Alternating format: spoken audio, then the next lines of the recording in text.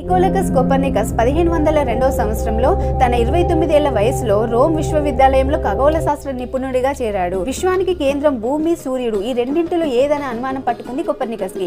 అంతకుముందు అరిస్టాటిల్, టొలెమీ భూకేంద్రక సిద్ధాంతాన్ని బలపరిచారు. మరి పైథాగరస్ గారేమో సూర్యకేంద్రక సిద్ధాంతం సరైనదని నమ్మాడు. ఈ రెండింటిలో ఏది నమ్మాలో ఏది నమ్మకూడదో కోపర్నికస్ కి అర్థం కాలేదు. ఈ విషయంపై ఆలోచిస్తూ రాజీనామా చేసి ప్రోవెన్బార్గ్ లో కానానైన మతాధికారిగా చేరి బైబిల్ బోధనలు చేసేవాడు. తర్వాత గ్రహాల కదలికపై ప్రయోగాలు చేసిన ఇతను భూమి సూర్యుని చుట్టూ తిరుగుతుందని తన సిద్ధాంతాలతో నిరూపించాడు. కానీ బైబిల్లోని విషయాలు సరిగా బోధపడిన ఆనాటి రోమన్ క్యాథలిక్ శాస్త్రులు ప్రపంచానికి భూమి కేంద్రమని, సూర్యుడితో సహా అన్ని గ్రహాలు భూమి చుట్టే తిరుగుతున్నాయని, భూకేంద్రక సిద్ధాంతమే సత్యమని ప్రకటించారు. కోపర్నికస్ కి తన ప్రయోగాల ఫలితాన్ని ప్రజల ముందు తెచ్చే ధైర్యం లేక అప్పటి పోపుగా ఉన్న పోప్ పాల్ III వ్రాతపూర్వకంగా సమర్పించాడు. అయితే పోప్ పాల్ III ఈ విషయాన్ని అంగీకరించక ఆ వ్రాతలను ఎవరికి తెలియకుండా రహస్య ప్రదేశంలో భద్రపరిచాడు. కోపర్నికస్ బోధనలు విన్న ప్రొటెస్టెంట్ క్రైస్తవులు సూర్యకేంద్రక సిద్ధాంతాన్ని బలపరుస్తూ